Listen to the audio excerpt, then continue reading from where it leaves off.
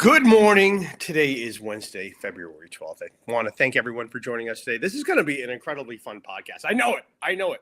And the reason why is because we're going to discuss Trump's Foreign Corrupt Practices Act of 1977, his executive order, which will now allow U.S. individuals, companies to give foreign bribes to individuals overseas. And so is this a good thing to fight corruption or a bad thing? And with me is the great John Richardson, and just our little chit chat back and forth.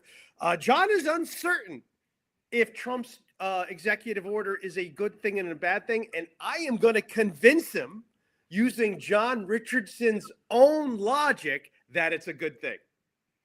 John, you are in my head now. You've been my friend for so long, and a fantastic podcast guest. You are in me now. I can't look at things the same way. So this is going to be really fun. So John, welcome, and thank you for this suggestion of doing this one, of doing this topic. But before we get it, we have a lot of news going on that we want to just touch on base quickly. So John, good morning to you. No McDonald's coffee today? We don't have our 32 ounce of McDonald's coffee? Sure. Oh, there it is. All right, we can get going. All right, fantastic. Okay, so first thing, so John, welcome. So there was a bit of news in the world of FATCA recently, right? And we had Elise Bean, the claimed author of the Foreign Account Tax Compliance Act. I was reading something as if she retired, and I was like, good riddance. What a horrible person. Well, actually, she died. I'm not sure if I'm going to change my, I'm not going to really sure if I'm going to change my opinion. We don't want to speak ill of the dead here, but we do want to just explain. Here's a picture of Elise Bean, our girl Elise Bean. And if you follow this channel, you know that John and I and Keith, we were part of the repeal FATCA hearing in Washington, D.C. in 2017. And I was jumping out of my chair when Elise Bean was talking, because this was the craziest thing. She was getting up there. She testified, John, if you remember this, she testified to say she was a claimed author of FATCA. Well, very shortly, I did my response was the 15 things she got wrong about her own law. So what's that about? And then I think, one of the other things too is, John, you shared me her obituary. And this is the one that came from the Levin Center, and I think this explains a lot. She never quite mentioned that she was a congressional investigator during her testimony. She didn't mention that. And interesting, in her obituary, she doesn't mention that she wrote FATCA, her favorite. So I think what I concluded is that she lied to say she wrote FATCA when she didn't, to disguise where it really came from. That's what I'm pretty concerned about. But John, what are your comments on the passing of Elise Bean? Well, look, I understand the general hostility towards her. Yeah, yes. Americans abroad, for sure. A couple of years ago, I was at a sort of hearing meeting, whatever, in D.C., and I found myself actually sitting beside her. And, I must say that when it was over, I had a very, very pleasant conversation with her, et cetera. I guess what I would say is that I really don't think that, I think she was blinded by her ideology to the point where she really could not see or even was willing to entertain the effects of this stuff on the lives of anybody, let alone Americans abroad. I mean, I think that's perhaps a more objective way of putting it. I think, though, that, the fact that I don't believe that she was the author of FATCA. Okay, that's what I want to get. Okay, right. Well, and it's that lack of transparency. But I mean, but she, she promoted herself through her association with it. I do recall that she wrote some kind of a book about it, which is available on Amazon, actually. Wow. Yeah, you can look it up, and look it up now if you want, at least being, just under the authors. And I remember I was once in the UK, my stay overlapped with her giving, I didn't go, but, some presentation she was giving there. So, in a way, I suppose it's the end of an era. But Senator Levin, okay, who I think was a far bigger problem for Americans abroad, is also dead, as you know. Well, yeah. Well, there you go. So here I will show you. Well, let's take a look at the cover of who's on her book. Here you go. There Oh you my go. God, There he is. there it is, Carl Levin. Yeah, well, he was. There's Carl Levin. So yeah. So and she didn't mention this. She didn't mention she was a congressional investigator working for Carl Levin. Well, that's right. I mean, he was. Didn't mention that. Chairman of something called the I don't know, Permanent Investigation Committee or something. She got 30. She has more ratings than I do on my book. So hey, way to go, Elise Bean. 4.8. Way to go. So that's kind of who it is. And so she so anyway, so it's again that lack of transparency. Where FATCA came from, it's a lie. Whatever it is, we know that she didn't write it. She's pretending to write it. And that's the common problem we have is this lack of transparency. Where's the money going? What's happening? And so that's kind of in the news. And so that's exactly why I think that Donald Trump's executive order is a fantastic idea, John. I absolutely do. So I'm going to I want to get up the executive order right now. Let me get it up right here. So here it is. This is the executive order from the White House. Okay. Mm-hmm. And here it is, limiting undue barriers to U.S. success. So Donald Trump here is saying that, look, Americans are hamstrung because they're not allowed to give bribes to officials the way people around the other world are. And that really impacts business. Well, this is a problem, of U.S. citizenship, Anthony. I mean, Americans are prohibited by the provisions of the Foreign Corrupt Practices Act, from buying influence, giving bribes. Honestly, it's not entirely clear to me how this differs from what lobbyists do in D.C. 24/7. But well, yeah, exactly. There you go, John. There's a really good point. So I think that's a really good first point to make. Well, we know that corruption happens as it is. And in fact, we know that, and actually, and I don't mean to offend too many people, but this is just the truth. The AIPAC lobby, which represents Israel, is proud. It's proud to control U.S. Congress. And they do that through legal means. Israel didn't have to register as a foreign agent. They're not required to after JFK was assassinated, but that sort of got off the table. We already have legal bribery as it is. So why are we not, what's going on? So this is what I would say. This is what I would say. There's some people who are allowed to be bribing and there's some people who are not. Who is who? And this is what I would say. If you're I think who they're able to bribe, right? Right. Certain people are allowed to bribe certain people. Certain people can't bribe certain people. Yeah, that's right. So bribery is prohibited unless expressly, or maybe we should put it bribery is allowed unless expressly prohibited. Depending on that's a good point. View, I got to save that for later, John, because that is going to be something I'm going to be talking about in a little bit. What you just said right there. So here is his executive order, and he's selling it as American first. He's selling it as American first. And I'm like, okay, well, so I look at it as more like, well, maybe he's just leveling the playing field because, well, look, there's certain people who can bribe and certain people who can't. And the certain people who can bribe, they get everything. And the certain people who can't bribe, well, they can get punished, horrible, horrible ways. And it really limits. And by the way, I like Trump's America First approach to this because that's exactly the approach we want for his promise to end double taxation. Let's pause on that point for a minute, Anthony. That was what really caught my eye on this, right? The whole rationale, the justification for this, for America first and benefiting American citizens, in a hostile world, right? And very, very clearly it would benefit American citizens in America to get rid of citizenship taxation. So although this is not about citizenship taxation, I really must say that the spirit of it and the thinking behind it, I think it's very, very helpful in getting rid of citizenship taxation. And, why not go further and see if by executive order he could simply prohibit any country except the United States from taxing an American citizen, any kind of tax at all, right? Yeah, right. Yeah, that's another way that he could do it. And we I mean, were, that would be tremendous, right? I mean, you've got all these American citizens living in Canada, and they pay now they then pay tax only in the United States. They wouldn't be burdened by all these pesky Canadian taxes.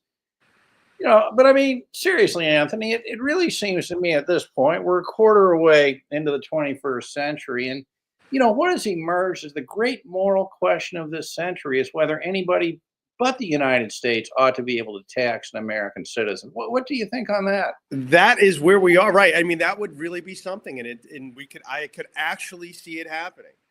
I could actually foresee, so I see two things happening. Okay, Trump ends double taxation for Americans overseas, or he ends it a different way, right? He could end it two ways, right? Hey, we're not going to tax you overseas, or we're not going to let any other country tax you.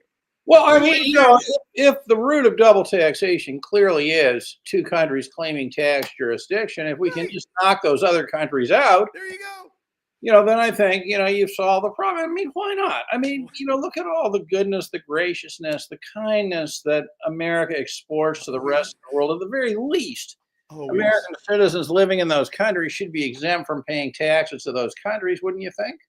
Yeah. I think that's a great idea. Now, John, we're gonna get. I want to get into it because you're gonna see where I'm going in a second as I apply the lessons of John Richardson's to this analysis. Because, all right, so I did what John Richardson would have done. I went to the law.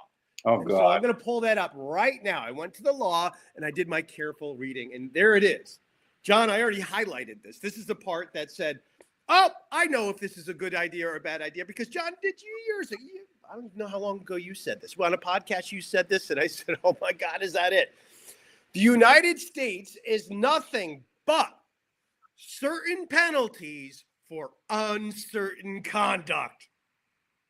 That does sound familiar. I think I absolutely agree with that. Does that sound like some pretty good? I mean, a really smart guy must have come up with that observation, right? So yeah, John mentioned that a while ago to me. I'm like, oh my God, that's it. And I think we were talking in the context of FBAR penalties, something. Who knows?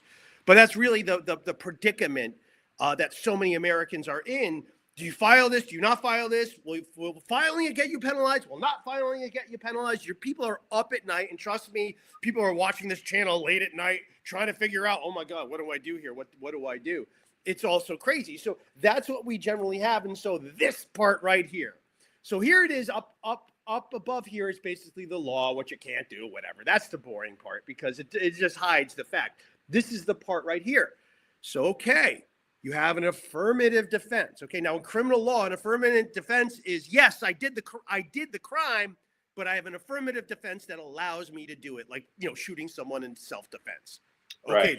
that's an affirmative defense. So, hey, yes, I did give that bribe to somebody, but here's my defense. The payment, gift, offer, or promise of anything of value that was made was lawful under the written laws and regulations of the foreign officials, political parties, party officials, or candidates' country. That's the part I want to focus on because how do we determine whether or not the law it was allowed in that country? Now, because this is the thing, I'm like, well, I'm not going to imagine many countries, and there's a few out there, have on the books. It is legal for Americans to bribe our foreign officials, or not that. Well, no, they're not foreign to them, but it's legal. We're not going to find that, right? But what we're going to find is a lot of vagueness, I would imagine, right? A lot of vagueness in the law because a lot of these laws, they're not written in English, number one, so we're going to have to interpret them from whatever they're written in. And now you need lawyers. You need lawyers who are experts in that country's law to determine whether or not, well, actually, that's legal. That's legal. Okay, that's not legal, but that's legal. Okay, no, wait. And that's where now the United States government, like it does in its taxes, it now starts to interpret the meaning of other countries' laws with, and they're competent. They're not competent to interpret other countries' laws. They're not licensed in that country, but they're like, well, if we oppose our Americanists to this, we could see this and that. And so, John, this right here is the section that tells me Donald Trump's executive order is a good thing because we have certain penalties, which are up here. We definitely have those, or they're down here, the penalties, which of course you always see the 10,000 figure, $100,000 figure. They're down. Yeah, here we go. See, certain penalties, John. Look at that. Certain penalties. Any domestic concern is certain here you penalty go. for certain conduct. Exactly. Right? So there it is, $2 million if it's a domestic concern that's not a natural person. And then you can get a $10,000 penalty. They always love that. They love that, right? That's like the favorite number in Washington, D.C. $10,000. $10,000. Inflation now, right? They can't, right? Well, right. When $10,000 needs to be inflated, they inflate it. And when they don't need to inflate it, now they don't, right? Like, well, we're going to adjust these penalties for inflation, but we're not going to adjust the filing threshold, right? So here we go into the penalties right down here. And these are all the penalties, right? So here's the penalty section right here. Any person. So here it is. You have a problem, right? You have a problem where you're not exactly sure what the federal government will do in this case here. So there it is. And so now I think Donald Trump's executive order is a good thing, but not everybody does. Well, who said it wasn't? You found somebody who didn't like it? Yes, I did. Yes. Oh. I think you posted it. I did find someone. Let me get their website up because I thought it was pretty interesting. The transparency people. Yeah. Oh, sure. Yeah, absolutely. Well, on that point, I think there's another dimension to this discussion. I think we should maybe put this in context a little bit, right? So, and where I'm going with this is that I think this is exactly like FATCA. I think it's exactly like Pillar 2, where the U.S. starts something, then basically pulls out and leaves everybody to clean up the mess, right? So, apparently, I've heard of this for ages, and usually I've heard of this statute in the context of, one more reason why, it's worth renouncing U.S. citizenship, right? So you're not stuck with this, this sort of problem, right? If you're living outside the United, what if you make a donation to a political? I don't know. Who knows what this is supposed to mean, right? But in any case, apparently the U.S. was a leader in this and had the first statute. The original iteration of this Foreign Corrupt Practices Act was in 1977. And, I was reading this very good expose on this, actually on Wikipedia. I think I cited it, where, the U.S. was, this is unbelievable, just so how far we've come. The U.S. was trying to project an example of moral leadership. Compare 1977 to today.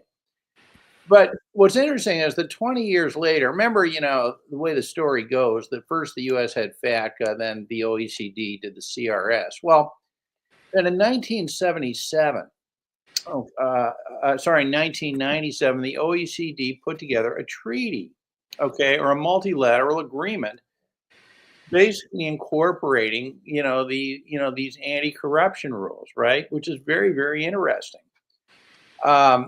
In fact, I gave you the link to it. I think it'd be worth pulling up because this multilateral agreement is actually the context through which the Trump EO should be evaluated. Not so much the U.S. law, but the multilateral agreement that requires all these countries to have these laws, right? So to the extent that this is an abrogation of the Foreign Corrupt Practices Act, it's inconsistent. It's in violation of this multilateral agreement from 1990.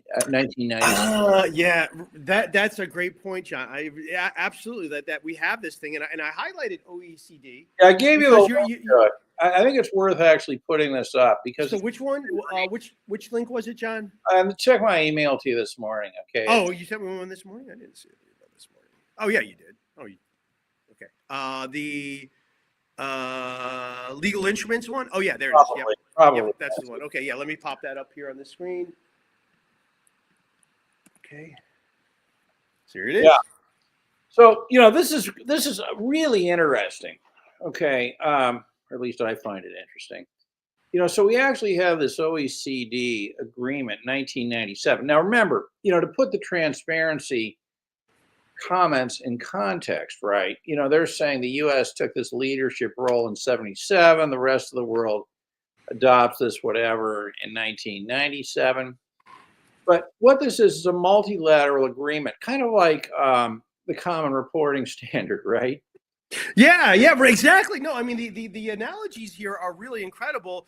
Whereas again, to restate what you said, is that the OECD, which is and honestly, folks, this is just a fact. And I know people don't like when I say this, but it's a fact. OECD is the CIA project, and at one point they were very proud of that. In the 50s, they were very proud to say that the OECD was a CIA project. So the government was controlling, the US government was controlling the OECD, no question. Now they've kind of distanced. Now the CIA distanced itself, now that the Cold War is over, to its formation of the OECD. But I don't see anything that would indicate the CIA no longer controls it. So I do believe the government, the US government is controlling OECD. Now we have Donald Trump doing the opposite of and abandoning what the OECD is doing. Well, I don't know how far it really goes. We'll come back to the EO in a second, but I think it's important. I did not know this until we decided to do this podcast, right? I just thought this was really interesting, and so I was fishing around on this last night and learned about this multilateral agreement. Now, the first thing I would say about the multilateral, it's a hell of a lot easier to understand than the U.S. Foreign Corrupt Practices Act. So I mean, this could be read, I think by a somewhat normal person, if there is any normal person reading this stuff, right? But notice, I mean, there's a lot of things that are fascinating about this. I mean, in substance, what it includes is that every country has an obligation to have a foreign corrupt practices law, and every country has an obligation to extend the jurisdiction to its citizens outside the country, which is kind of interesting as well. And these things, you can be extradited. Okay. They have an obligation to put violations of this stuff as an extraditable offense in their domestic legislation and tax treaties. So, I mean, this is amazing stuff. Okay. And there have been some fairly, high profile in the sense that people were aware of this, prosecutions under this. But the point is, is this, right? So it starts out as a prohibition on U.S. multinationals bribing foreign governments. Okay. I mean, I think there's different ways of viewing that. Well, and honestly, this is just it's just like the problem is these people giving foreign bribes when we know for a fact the term banana republic is created because the CIA overthrew officials. So when the government does it, when the government bribes, does whatever it wants, hey, look, it's A-okay. That's fine. But it's when private actors who are acting under our auspices dare try to make something happen that we'll do all the time, then we have a problem. And that's why it is really fascinating. I'm so convinced, beyond convinced, that Trump's executive order is a good thing and promising, and very promising. Because I think ultimately what it does is that, and this is the way that my mind is. When somebody goes around and tells me what their virtue is, the first thing I'm like, yeah, no, I don't believe you. So when someone calls themselves transparency.org, oh boy, did I get suspicious. Okay, just your name alone is making me suspicious because you want us to believe you are all about transparency. Now, maybe you are. Maybe you are all about transparency. They're all about forced reporting, right? Of right, ownership. exactly. They're about forced reporting of individuals, but what they do, hey, you don't have a right to do it. They want you to be transparent, them to be opaque. You're not getting anything there. So that's kind of where I was sort of laughing. And as I was looking at this story of transparency.org, here it is, Peter Egan and nine allies. We're not told who they are. Well, that doesn't seem very transparent. Set up a small organization to tackle the taboo. Oh, okay. This was Transparency International, was established with a secretariat in Berlin, the capital of a recently reunited Germany. So I went to Peter Egan's Wikipedia page, and I think this says it all, right? So essentially, let's just back up. What is transparency.org? It is a non-government organization, an NGO. They've been in the news recently. They've been in the NGOs have been in the news recently because they've been taking bribes from the U.S. aid, unauthorized payments to a whole bunch of NGOs, which could certainly be classified as bribes. They've been getting tons and billions of money, and they love it, they love it, they love it, but they don't want you to get the same thing they do. So let's go to Peter Egan's Wikipedia page, and that's where he's like, oh, so he seems to be very in bed with the CIA-funded, CIA-created OECD. Okay, so who else does he hang out with? Well, this is where I thought, here it is. As Egan likes to explain, this saw rich countries criminalizing overseas corruption, which they used to practically sponsor by allowing the deduction of foreign bribery as another business expense. This was a decisive threshold for many other governments and organizations to join the fight against corruption. Egan strongly advocated for TI for a philosophy of constructive engagement with politicians in the private sector while pressing them to stop the engaging in corruption. The conciliating approach earned him soon a standing invitation. Here it is. You ready for it? A standing invitation to the World Economic Forum in Davos, where he represented TI and was the first civil society leader participating in such. Egan, in turn, advocated for WEF to open their doors to wider. Imagine that. More NGOs paving the way for Amnesty International. There's an NGO with a few problems. Greenpeace, another NGO with a huge problem. And Save the Children. Save the Children is one. They're caught up in U.S. aid. They're one of the largest human traffickers. Save the Children. This is amazing. So we know who Peter Egan is aligned with.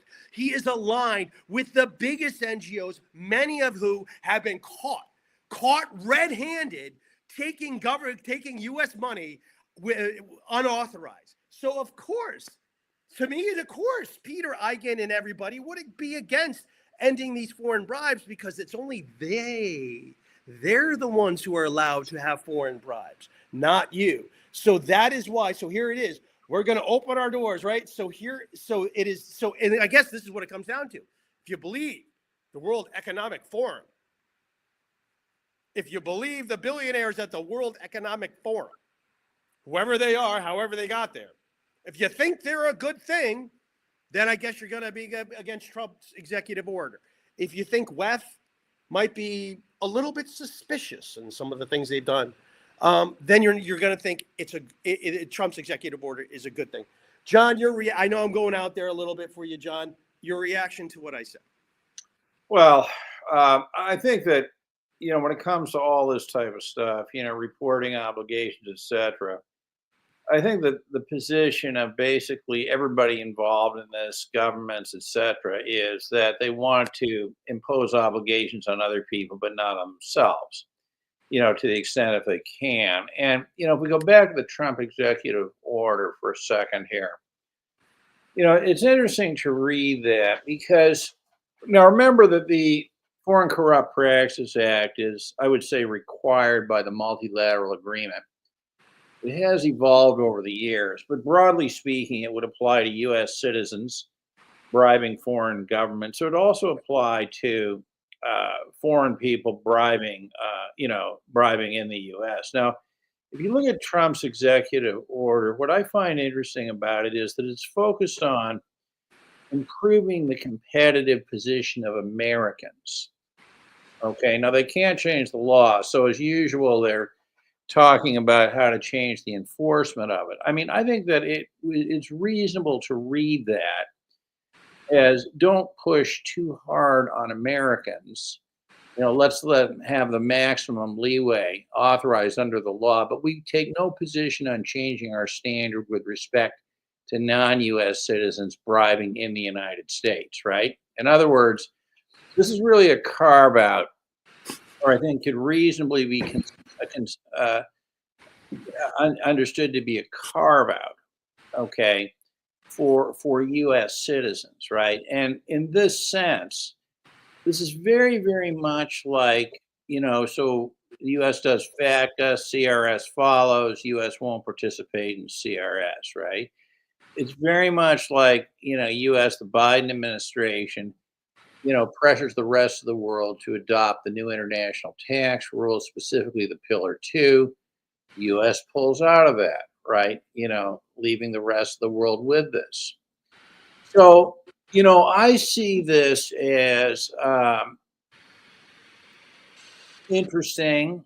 I see it, though, the way I read it, the focus is on not bringing the full force of the law down on U.S. citizens. No mention of the other way around. So I think that one could construe this as the U.S. Effectively pulling out of that multilateral agreement, right? In the same way they pulled out of, a number of other agreements. Now, you asked me, what do I think of that? I actually think that's bad. Okay. I mean, I think that countries should honor their agreements. I think the U.S. should honor its free trade agreements. I mean, these are government to government agreements that I think should be honored, or at least, if you're going to pull out, you pull out in a formal way. Okay. You don't just create workarounds. So, they don't really apply to you. So, in that sense, if that's what's intended, I don't think that's a good thing generally. Okay. The pulling out of the agreement. On the other hand, we get to this whole issue of, uh, you know, uh, bribes and legal expenses. And if you look at the U.S. legislation, what's interesting to me is that under Section 162 of the Internal Revenue, Oh, right, that governs deductible expenses, anything under the foreign corrupt is not going to be a deductible expense, right? So, they're so. I mean, does that mean that, for example, that uh, the, the the Trump directive be interpreted by the Internal Revenue Service to allow, these kinds of expenses? I don't know. I mean, that's a very, or at least to decide that they're not in violation of the FCPA. I don't know the answer to that. But what's interesting also is that what distinguishes the FC, this thing is that there are separate fines and penalties, and they can be really, really quite severe. Right? I mean, there it is, right? I mean, you look at it, and some of the stuff is pretty mundane, but if you keep going down, you'll see a specific reference to the. there it is. There it is, right there. Whoa. You know, Yeah, there it is. there's a section, right, that targets illegal bribes, kickbacks, and other payments, right? And if I'm reading this correctly, and I'm not claiming I am, because I looked at this quickly, but if I'm reading it, it says that payments that would be caught by the Foreign Corrupt Practices Act would not be deductible, okay, as a business expense. Right. You got two problems. Your first problem is that it's not deductible. Your second problem is you can go to jail for it. Yeah, the second is an independent penalty. So I mean, there's no question that this is serious business. And I have read over the years about a number of people have been caught up in this stuff. Okay, I mean, usually the U.S. going after people who are alleged to be bribing American source things, et cetera. So this is a problem. And um, I looked at Canada's legislation last night. I don't think we need to go there, but I can tell you it's a hell of a lot clearer, what's caught by this. And it follows directly, from Canada signing the multilateral agreement. So I mean, this is a whole area that I've only been peripherally aware of in my life, but certainly the Trump EO is, well, I invested an hour or so into just seeing what this is about. And it's dangerous stuff. I mean, one of the things that strikes me about this, I mean, leaving aside the question of corruption. By the way, in the 80s, okay, or maybe it was in the 90s, the former Prime Minister of Canada, Brian Mulroney, was alleged to have taken kickbacks from Airbus. Okay, and this was a very, very big deal in Canada. It was before 1997, before the Canadian legislation. But I mean, this was a big, big deal, right? I don't remember the outcome of it, but I remember that it went on for quite some time. The press, of course, had a field day with it. I mean, it's very, very clear to me that if he was convicted, that had this taken place, I think the Canadian legislation came into force in 1999. I mean, he may very well have gone off to jail for that, et cetera. So, you see, once the country signs on to this multilateral agreement, okay, they're obligated to enact their domestic equivalent of the Foreign Corrupt Practices Act, right? So, interesting stuff. And by the way, to be true to the multilateral agreement, the Canadian statute, and this is not characteristic of Canadian law generally, it doesn't apply extraterritorially, but it makes it very clear that it applies to any Canadian citizen outside Canada. All right. So, a warning for Canadians who want to bribe foreign governments, I suggest you renounce your citizenship, before you do that. Right. Well, again, to your point about how it's ruined, and I think Trump is right about this because, the company that doesn't have a U.S. person has an advantage over the company that has U.S. persons. That's just the way it is because, and I was just sort of thinking to myself here, well, if you're really trying to stop, foreign bribes, you would punish the recipient of the bribe. And, and you're like, well, Anthony, these are foreign people who, how is the U.S. law going to punish foreign people? Which is a problem generally. Yeah, That doesn't seem to be a problem. But like philosophically, leaving aside bribes for a minute, let's just talk about illegal payments or payments for illegal activities. I mean, the law is very clear. Tax everywhere I know, United States, Canada, whatever. I mean, if you make income from an illegal endeavor, it's perfectly taxable, right? Yes. No, perfectly taxable. Yep. The only thing I remember from tax law class when I was in law school was the guy came in one day and said, he said, in my day, we had ladies of the evening. Apparently, I guess that was illegal at the time. I don't know. But I mean, he was saying, they had to declare their income. But then the question becomes, if they have to declare the income, why would they not be able to? Shouldn't they be able to deduct illegal expenses? No, that's a whole issue there on that one. Well, I mean, it's an interesting question, isn't it? Right? If you're going to report, right? No. So philosophically, right. And by the way, I have done that for people who were, let's just say illegal drug dealers. I filed returns for them, and they were accepted, and nothing ever happened afterwards because the government just didn't care. They're like, we just want your taxes, and so we had him pay his taxes from his illegal drug dealing. And well, there's nothing about the legality or illegality of the activity that affects its taxability, right? But I mean, my point or question is simply this: that if the revenue is treated as income, then why aren't the expenses treated as expenses, right? Well, because the answer would go, and this is what I remember from federal tax law when I took that back in 2000. Was that, well, look, the law is here to, the tax law is trying to guide public policy. That's what we're sold. That's what we're sold as. Like, hey, not only is the IRS a wonderful thing because it gives the government unlimited power and money, nearly unlimited power to do all of its magic. Not only that, but we can drive public policy to get people to do the right things by punishing certain behaviors and rewarding others. And okay, so what would the discussion in our class would be like? Well, is this a good thing for public policy to deny people, to punish essentially this? Is it a good idea to punish people for tax via the tax system for conduct that isn't tax related to tax? And that's really what it is. That's what you're doing with public policy. It's like, well, that's not really related to it, but you're picking and choosing winners. So but that's, and that's what we're sold at. But I think that's the lie. Because number one, we don't want you. We don't want you driving public policy. And this is always something that cracks me up. If you look at the U.S. Constitution, where does Congress have the ability to stimulate the economy? Where is that one of their functions? It's not there. We're like, well, hey, look, it's public policy. Why is it public policy? Oh, because we got to drive that economy. We got to pick it up. Like, okay, but where was that a power of yours, express power, given us to the states? Oh, it wasn't. But of course, it's a good thing. Everyone wants it. Everyone wants a big American empire. That's just what we want. It's like, well, no, that's not necessarily true. So really, the tax code, through its public policy mechanism, has hijacked, pretty much all law, because it's like, well, if it's something for the economy, we can do it, which isn't really there. Now, this is what I wanted to get to next, is there's going to be a challenge to this. All of Trump's executive orders have been challenged.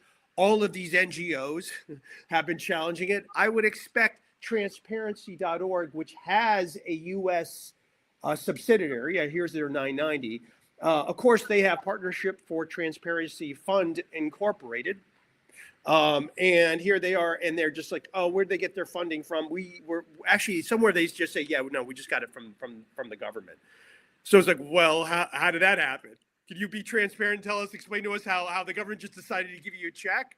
Just one day you're walking, oh my God, here's a great NGO right here. Here's the check. Why don't you explain to us how your connections with the government, who you're involved with, who you're married to, and actually Peter Eigen is married to a German politician. Here it is. Well, she was a candidate, I guess. He married a Gesine Schwan, a social democrat candidate for the federal. So I guess just a candidate, but somebody who is a politician. What happened there? Who do you know? And how did you get to Davos? Who invited you there? Who was the one who did that? Who said you should come? Why don't you be transparent to say, well, what are you really about here? How did you get to where you are? And again, they want to know everything on us. They want to know everything on us so we can be penalized at a whim, but they don't want us to know anything about us. For again, and this is the same thing. And I remember, I think this was Rand Paul at the FATCA hearing in 2017, who said, look, government transparency means the government's transparent to us, not individuals transparent to you. There was a Rand Paul who said that? May have been, but I've certainly heard that before. Yeah. Yeah. So well, that's what transparency means in the 21st century. That's right.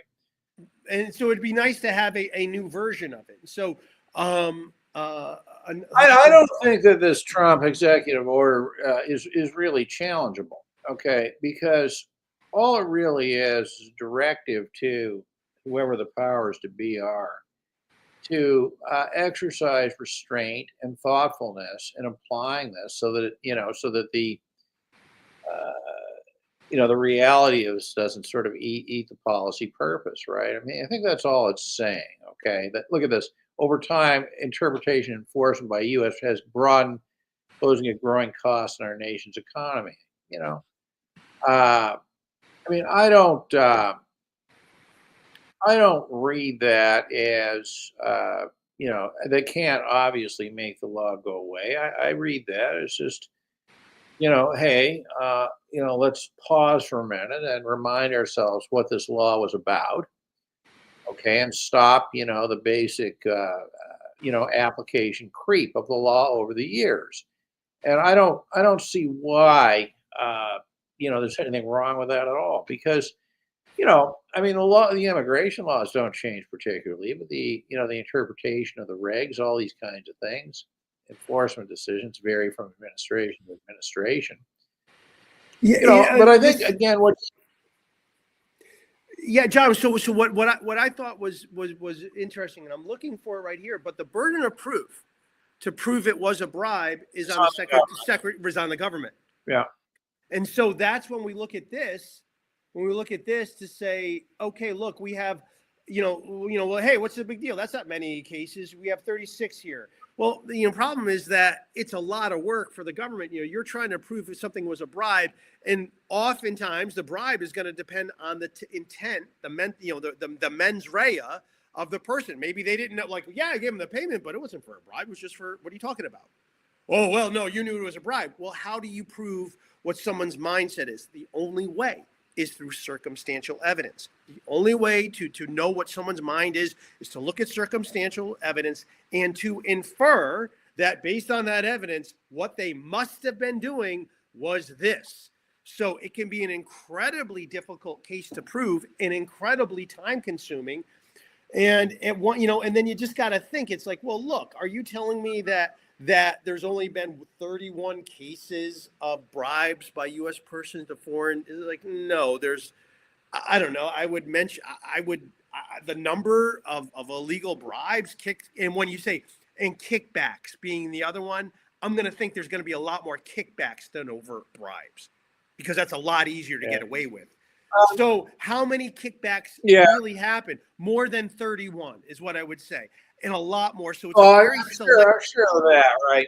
But I think that the issue here is, what's really going on with this executive order, right? And I think I don't think it can be challenged in the courts because it will be challenged. I mean, the other ones have been. I mean, and you'll find a judge. So these judges have been doing it. So I would expect to see a challenge.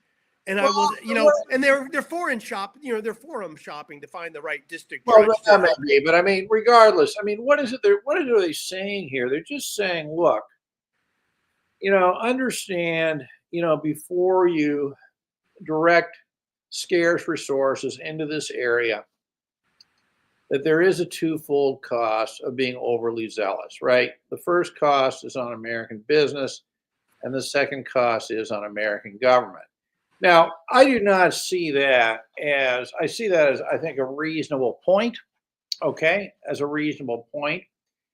I think the danger here is, if this is interpreted to mean lighten up on U.S. Corporate and citizen transgressions, but continue going after non-U.S. ones in full force, right? That's what I think, is conceivably a problem here. But I think, putting this in context, right? Why did I find this interesting and why do I find it interesting? Well, because first of all, we have another executive order that's clearly what I would call an America first sort of thing, right? And, then I think back about ending double taxation of Americans abroad. That's also an America first thing, right? So this is completely compatible with that. I think back to the executive order saying no extraterritorial taxation on U.S. companies. Hypocritical, yes, but still an America first, type of thing. So this is completely consistent, with the whole America first thing. That's the first reason I find it interesting. The second reason, so I think it reinforces, ending double taxation on Americans abroad, right? But the second reason I find this interesting is that I see a pattern here, right, of the U.S. being the impetus for, getting the world on board with a certain idea and then pulling out, essentially leaving the rest of the world to pay the regulatory costs and burdens and saying, well, this applies to everybody else. We're not going to apply it so much to ourselves, right? In other words, do what I say, not what I do. And we see this, I think some very clear examples would be the whole FATCA thing, which led to the CRS. So we have multilateral exchanges. The U.S. doesn't join that. It takes, but does not give, right? Okay, so we have that. We have, the U.S. Being instrumental in getting the Pillar 2 thing together. I mean, don't forget, they pulled out of their tax treaty with Hungary because Hungary would not agree to higher corporate taxes. I mean, look, make no mistake about this, right? So then, we have the Trump, for better or for worse. I mean, I'm just objectively what's going on, pulling out from this, right? Leaving the rest of the world, to deal with a higher layer of corporate taxation. And here we have now this whole foreign corrupt practices thing. We have the U.S., at least according to transparency.org, exercising moral leadership in this area. I think that's probably an unusual way of describing it, but in any case, okay, exercising moral leadership, encouraging the rest of the world, many of the countries of the rest of the world joining these multilateral agreements, obligating them to enact similar legislation in their own countries, which they clearly have. And now what we have is an executive order saying, whoa, let's put the brakes on this a little bit, right? Let's put the brakes on. And then when you look at it in the context of this is hurting Americans, you wonder, given a lot of the enforcement is against non-Americans, is this now an attempt to essentially not, go after fewer Americans, but continue to go after the non-Americans in the same way, same pattern, getting this thing in place, then kind of backing off, right? I don't know if it's that or not, but I think that's a reasonable way to look at this. So is this good? Is this bad? Well, I think it's good. I think the America First thing is good if we're focused on trying to get rid of, double taxation of Americans abroad. Okay, for sure. Well, and that's what I want to just, I want to, what you're saying, John, and this is sort of what I'm thinking, because I highlighted this part of the executive order because I'm like, oh, it's actually really brilliant. This part right here, FCPA over enforcement infringes upon the president's Article 2 authority to conduct foreign affairs, necessitating this review and new enforcement policies. Okay, so Article 2 gives the ability to conduct foreign affairs 100% to the president of the United States of America. So this is one of his powers, and the challenge, and I do think there's going to be a challenge. I don't think it's really standing, but someone's going to do it. But the problem, and why this executive order will be upheld is because exactly that. Because in order to enforce this, it requires, in order to force this law, it requires you to conduct foreign affairs. Okay, who are you going to get? Who's your witness? How are you going to get them there? Where they go? You're going to have to do something overseas. There's something foreign involved that's going to involve relationships. So that is the president has sole discretion to conduct foreign affairs. Now, when I'm reading it, though, John, as you said, what does this bode for the end to double taxation for Americans overseas? Well, look, we could say the same thing. Citizenship-based taxation infringes upon the president's Article 2 authority to conduct foreign affairs, necessitating this review and new enforcement policies. I think that's an interesting point. So maybe what the president should simply do is say, pursuant to my Article 2 power, here's my executive order forbidding any country other than the United States from imposing any tax whatsoever on a United States citizen. He could do it that way. Again, I think either way, John, if he wanted to stop the taxation of Americans overseas, he goes, hey, look, this is messing with my ability to conduct foreign affairs, because citizenship-based taxation is a weapon of base erosion. It is. We know that. And he could say, hey, look, I'm just done screwing over these countries that we've been screwing over. And it's messing up my ability to negotiate when all of them can come up to say, no, we're not going to do that. You're taking away our base. You're eroding our base. We're not going to deal with that. Hey, make the tax code fair. Maybe then we'll start talking. And so that's where, the same thing he can. And I think what we need to do, and for those of you who don't know that John and I are involved in the Republicans Overseas Dream Team to remove double taxation. Solomon, I'm not sure if he's watching us live today, but I think we need to, huddle with him to say, Solomon, one way that we might want to do this, and we were talking about, there's a legislative fix, we can certainly do it, but we were talking about executive orders. We were talking about a change to regulations. Hey, Donald Trump can change the regulations that end up double taxation. But he doesn't even need to go that far. He could just simply do it by executive order, claiming his Article 2 authority to conduct foreign affairs as his legal basis to do so. Anthony, I think that's a very, very interesting point. I think it's certainly worth discussing. But of course, then the question becomes, if Keith were here, he'd probably say, but what if the other countries don't comply, right? And they have the temerity to tax an American? Well, the answer is you don't need to go to war. Then we've talked about this. We simply use Internal Revenue Code 891 to double the taxes on citizens of any other country in America, right? So then you go door to door hunting down Canadians to impose double taxation on them, right? Yeah, so we did. John and I did. We cover. We've been covering a lot of stuff. That's one thing. Section 18891. We did that last week, I think. But yeah, no. Trump has a huge lever, huge. I wouldn't say lever, hammer. That hey, look, if you want to tax people overseas, we'll ruin you so quickly you won't know what will happen. But Anthony, here's the thing. He had the executive order where he said that for corporations, you impose extraterritorial taxation on our corporation. In other words, if you do to us what we through citizenship taxation do to you, leaving out that detail, of course, right? Then what we do is we use our tax code. I think it was Section 891, but if it wasn't, you know what I'm talking about.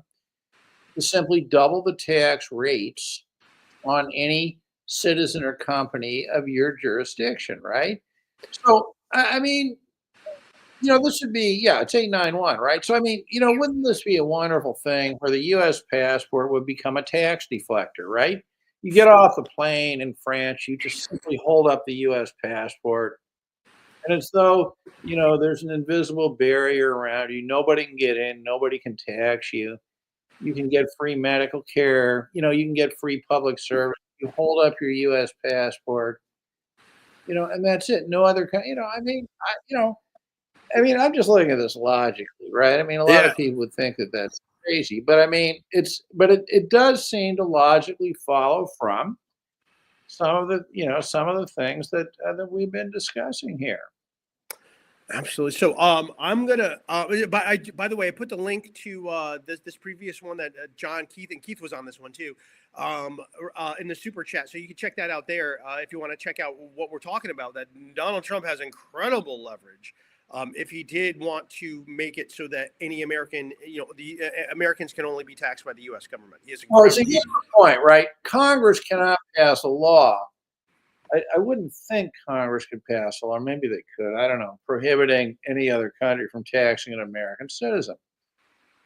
So perhaps the authority to prohibit this necessarily comes from the executive branch. From Article 2, You right? know, Yeah, yeah. talk about that lever, right, of 891, that enforcement mechanism. Right there. Well, I think this. So here's my action steps, John. I'm going to write an email to Solomon, and in that email I'm gonna say I think we should do another show, and I think we should do a show, sort of showing how another executive order can accomplish that end to double taxation that we're talking for, and like how can we get that executive order on the man's desk there to sign it, right? Hey, look, same thing. You want to end it, you have the authority to do so in Article 2. And I think that's a really hard thing to argue against. And, historically, the Supreme Court has honored Article 2 powers. Can you imagine how upset the Democrats would be if Americans living abroad weren't taxed by the countries where they live? I mean, they would just. Well, I know somebody who would be rolling in her grave. Right? Here she is, right? Well, she won't know about it. Bless She her. won't know about. Well,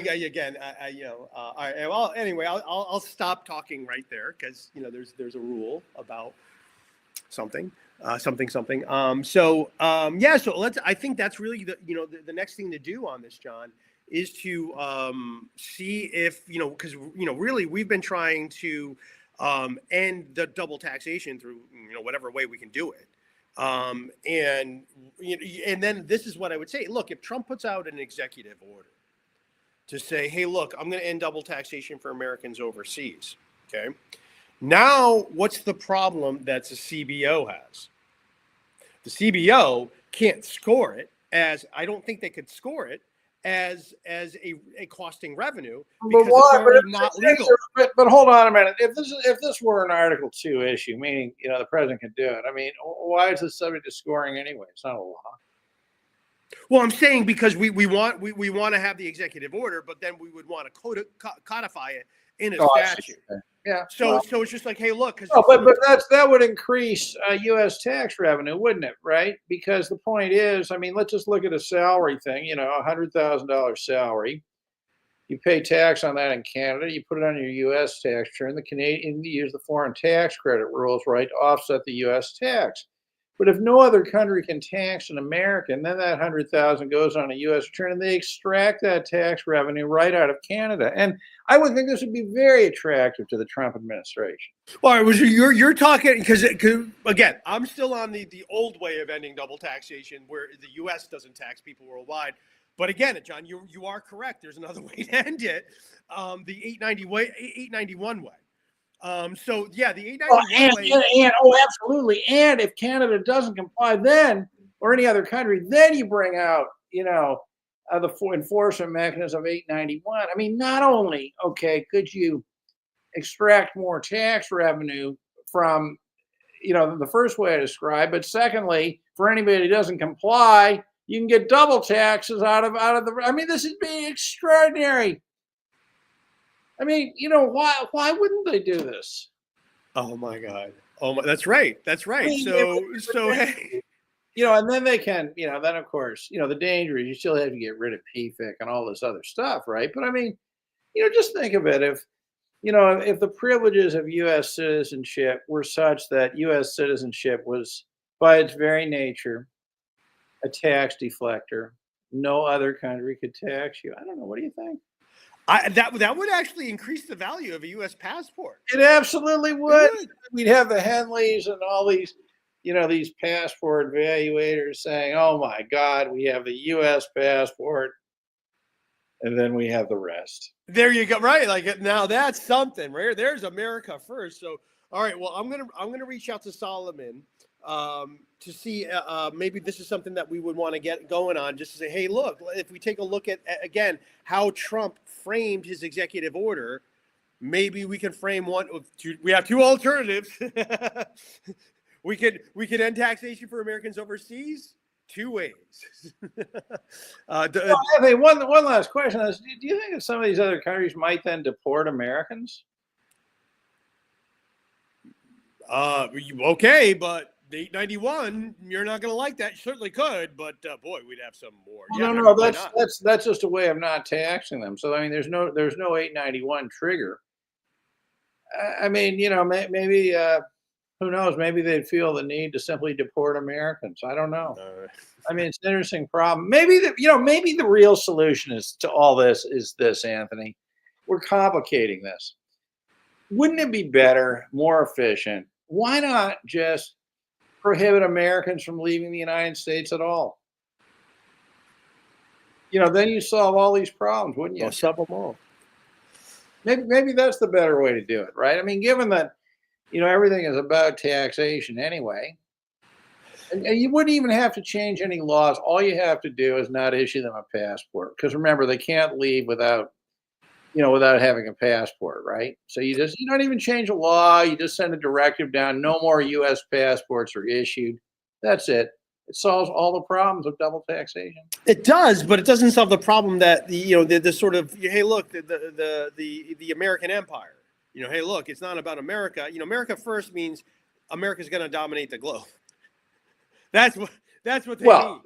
Anthony, I mean, rules-based international order means that the U.S. imposes rules in other countries, but doesn't necessarily have to abide by them, right? But I mean, then the end game becomes, like I asked you a minute ago. I mean, you would agree with me that possibly the most important moral question of the 21st century is whether another country should have the right to tax an American, right? That's the question. That's what it's all about, right? Okay, so what about something like this, that the U.S. needs to move to residence-based taxation. So the way to do this, right, would be for the U.S. to confer U.S. citizenship on the rest of the world, then simply move to residence-based taxation by decreeing that those who live inside the United States are exempt from income tax, right? And this way, you see, the rest of the world would pay, for America, right? I mean, maybe that's another way to manage this. I mean, why have all these complications, this intricate internal revenue code, these crazy foreign? Why have all these rules, these treaties, when all of these things can be solved in another way, Anthony? Right there we go. Right on. That's where we're solving problems here, John. All right. Well. I think that wraps it up for today. This was one of my favorite episodes, John. This was so much fun. This is really, and I think this is what I really enjoy doing with you, is just going deep into these things a little bit deeper than everybody else. And when you put it all together, and I think really, the joy that you bring, John, the joy that you bring, is you tie together all these esoteric pieces of the U.S. law and non-law, and you start to put a real picture together about what the United States government really is. You're one of the primary people who has radicalized me in the correct way. I was radical before, but I was all wrong. Now I'm radicalized correctly, and I really just want to thank you for that, John. Understanding what America first should mean, Anthony.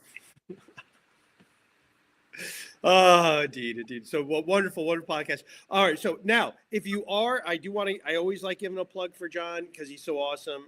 If you are thinking about renouncing your citizenship because of reasons. Who knows why, right? I mean, there's just a little bit going on. You can reach out to John. You can email him straight. Email him to citizenshipsolutions@proton.mail. People can also contact you for other reasons if they want you to be a guest on their show, right? I mean, you like getting out there. So yeah, reach out to John there. You can reach him there.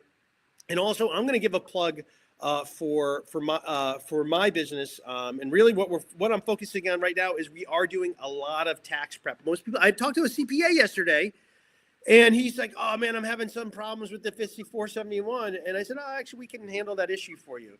He didn't know that we did prep. I'm like, "Oh no." I was like, "How else would I do the disclosure work?" And I said, "We got to keep that in house." So we have a fantastic prep department head up by Michael Malott, CPA. He is. Oh man, this guy is great. We also use TaxDome, which is one of the best interfaces around. You could do all you need is your smartphone, and you could do your tax return with us until that happy day the IRS collapses under its own absurd weight. Why not use us? People who actually think the IRS is a bad thing, and we advocate for its complete ruination and destruction. That's what we're looking for. So reach out there if you're looking for prep, and you can book. You can use the same booking if you're looking for if you need to streamline disclosure or you have other tax issues going out there. So reach out for that. So in conclusion, John, I am Anthony Parent, IRSMedic. We want to thank you for watching. What do we want to do? We want you to subscribe if you haven't already, and really share this content and try to look. I get it. I get this is deep conversation that is not for everybody, but those people in your life who do like those technical things. There's people like them. They could be other attorneys, CPAs, engineers. Engineers get into this stuff too. Doctors, share it with them. Think of a friend who's like, oh, you know what? That's just somebody who really likes getting into the weeds a little bit. It's not for everybody, right? But share it with them at least, because that really helps get the ratings up, getting our views, gets our advocacy going. We've been building our channel. We have added, I think we're at 22,000 subscribers now. Incredible. I mean, for a tax channel, that's amazing. And so let's keep those numbers going the right way. And hopefully we get to that glorious, glorious day, John. What do you think? What are our chances here? I think that when that day comes, it will no longer be the United States. Okay, remember, the United States is first and foremost about taxation. That is true. Right. The first step will be they're going to rename the country the United States of Taxation. With that, we'll leave it at that. Thank you, John Richardson, so much. Till next time, this is Anthony Parent of IRSMedic.